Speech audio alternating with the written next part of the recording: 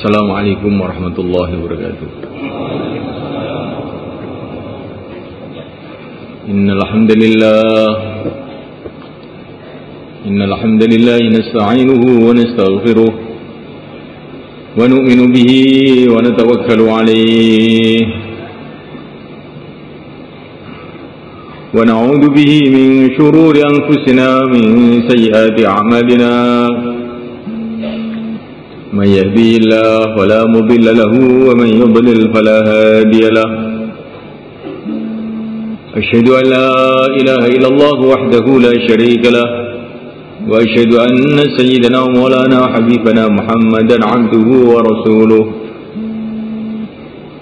اللهم صل وسلم وبارك عليه وعلى آله وأصحابه والتابعين لهم إلى يوم القيامة أما بعد فقد قال تعالى في كتابه الكريم إن الذين قالوا ربنا الله ثم استقاموا تتنزل عليهم الملائكة ألا تخافوا ولا تحزنوا وأبشروا بالجنة التي كنتم توعدون نحن أولياؤكم في الحياة الدنيا وفي الآخرة ولكم فيها ما تشتهي أنفسكم ولكم فيها ما تدعون نزلا من غفور رحيم ومن أحسن قولا ممن دعا إلى الله وعمل صالحا وقال إنني من المسلمين ولا تستوي الحسنة ولا السيئة ادفع بالتي هي أحسن فإذا الذي بينك وبينه عداوة كأنه ولي حميم وما يلقاها إلا الذين صبروا وما يلقاها إلا ذو حظ عظيم وقال تعالى قل إن الموت الذي تفرون منه فإنه ملاقيكم ثم تردون إلى عالم الغيب والشهادة فينبئكم بما كنتم تعملون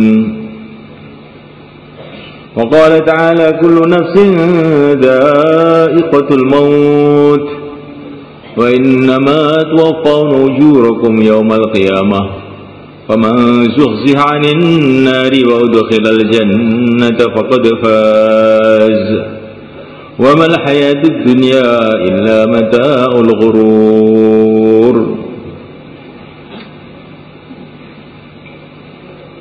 Hadirin dimuliakan,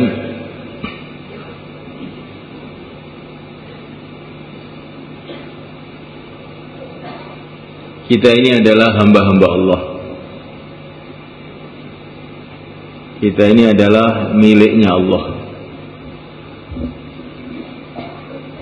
Tinggal di bumi Allah, di bawah kolong langit Allah.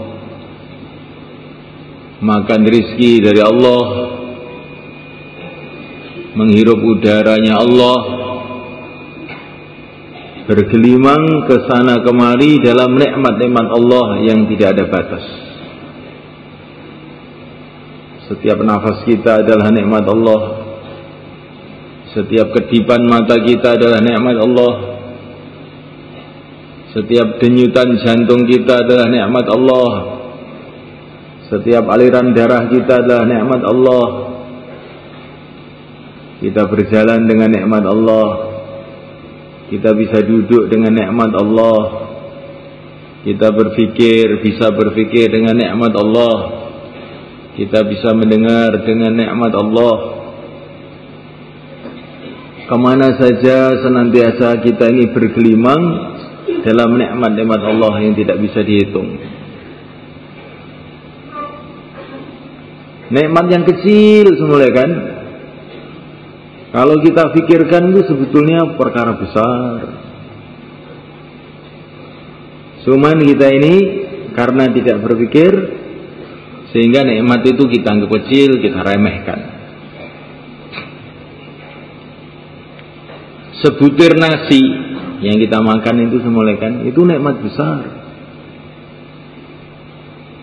Sebutir nasi itu datangnya dari mana?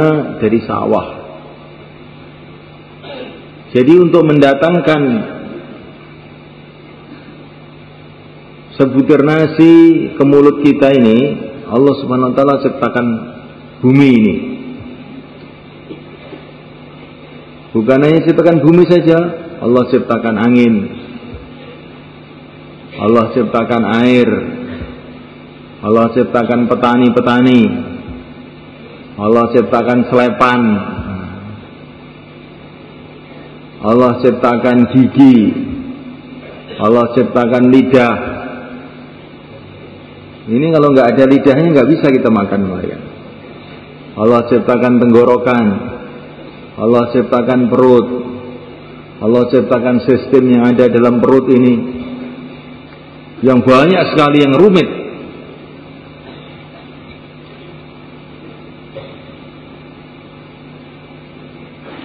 Allah untuk ciptakan sebutir nasi ini, Allah gerakkan beribu-ribu makhluk, bahkan memang berjuta-juta makhluk digerakkan. Kalau tidak ada matahari, maka padi itu nggak mau tumbuh dengan baik. Maka ini sebutir nasi ini ada kaitan dengan matahari. Dan matahari itu nggak bisa berjalan dengan baik kalau tidak dikaitkan dengan planet-planet yang lain. Jumlahnya sudah nggak ada yang bisa ngitung. Jadi untuk datangnya nasi ke mulut kita ini mulaikan Allah ciptakan matahari, Allah ciptakan bumi, Allah ciptakan angin, Allah ciptakan ini yang tampak, belum yang tidak tampak. Allah ciptakan malaikat-malaikat sehingga sebutir nasi tadi bisa sampai ke mulut kita. Tidak ada makanan yang sampai ke mulut kita kecuali itu secara gaib dihantar, dikirim oleh malaikat-malaikat.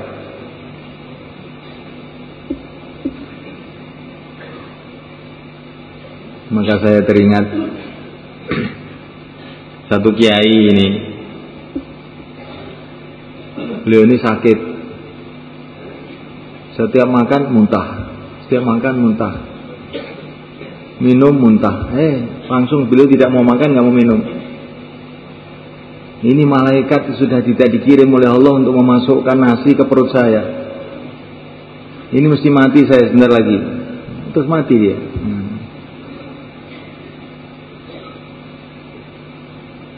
Jadi sebutir nasi ini adalah nikmat besar.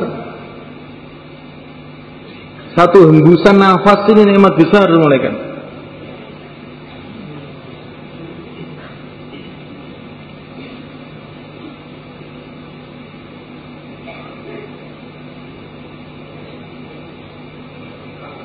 Kalau Allah Subhanahu wa taala tidak tolong kita, kita tidak akan bisa bernafas.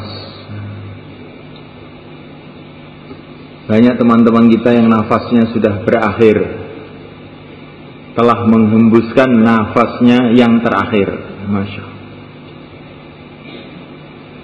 Walaupun didatangkan 1000 dokter, 1000 dukun,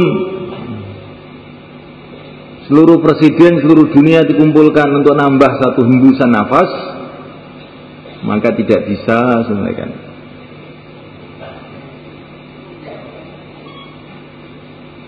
Kita ke WC membuang kotoran dari perut kita, nikmat besar. Ada satu teman ini nggak bisa berak, maka dia dioperasi di Surabaya 50 juta untuk bisa berak. Jadi berak sekali itu harganya 50 juta semuanya.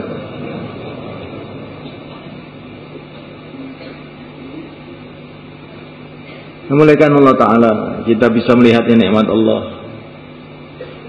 Kita bisa duduk dengan tegap. Kita dikasih leher ini yang ada engselnya, ya. Bisa turun, bisa naik, ya. Disyukurilah. Kalau ngaji itu kepalanya diangkat.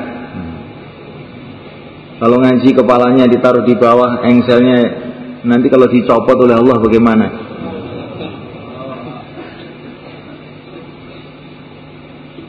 Otaknya digunakan untuk mikir yang diridhai oleh Allah.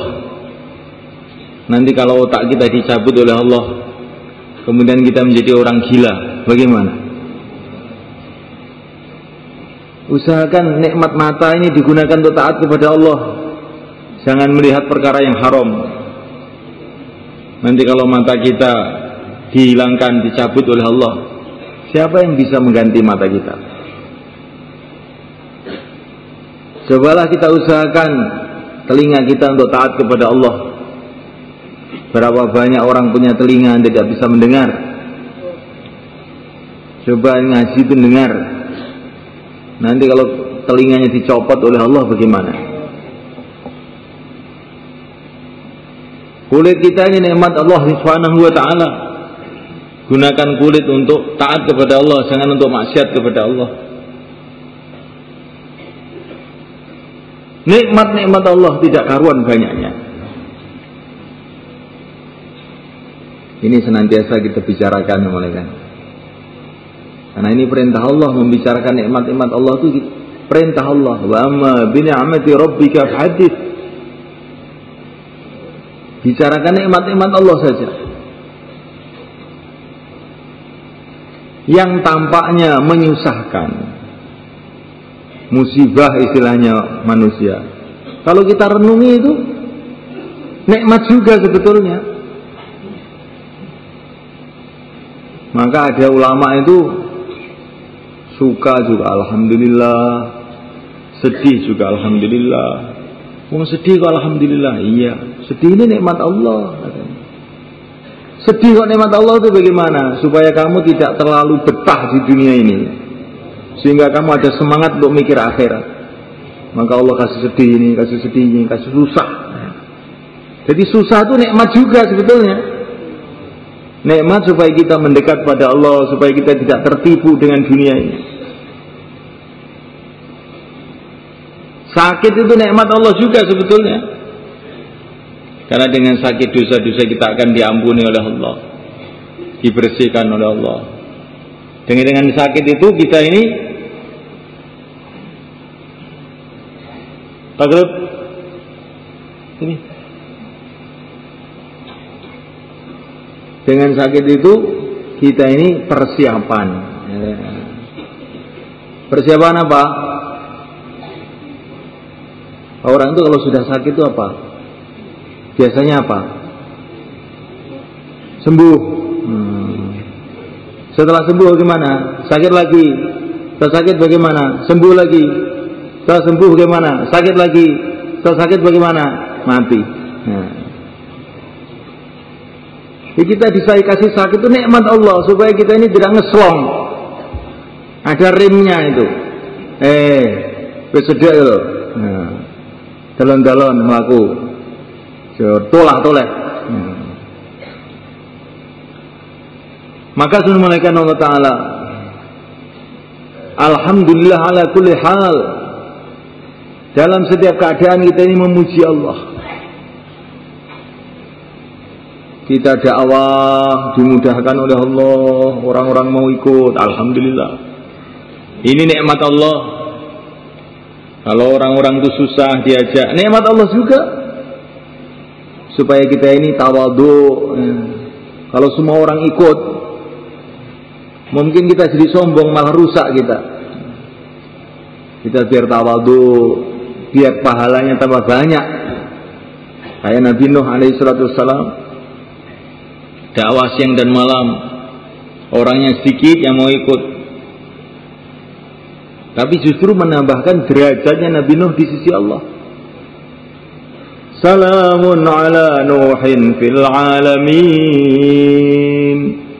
Nabi Nuh dapat salam dari Allah Subhanahu wa taala. Siang malam dakwah dengan susah payah. Pokoknya orang itu sebetulnya kalau mau mikir itu pokoknya muji Allah terus.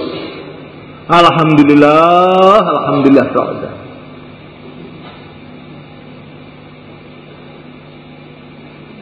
Nah, alhamdulillah ini kata Nabi adalah sebaik-baiknya doa. Karena alhamdulillah itu kata para ulama maknanya segala puji bagi Allah itu maknanya bagaimana? Maknanya ya Allah jadikan segalanya itu kebaikan buat saya. Itu maknanya segala puji bagi Allah. Segala puji bagi Allah. Maksudnya semua yang menyusahkan, yang menyenangkan, yang mendekat, yang dekat, yang jauh, yang di bumi, yang di langit, yang di dunia, yang di akhirat. Ya Allah, segala puji bagi Engkau. Engkau adalah yang maha dipuji. Jadikanlah semua ini kebaikan buat saya. Alhamdulillah. Sebaik-baiknya doa, alhamdulillah.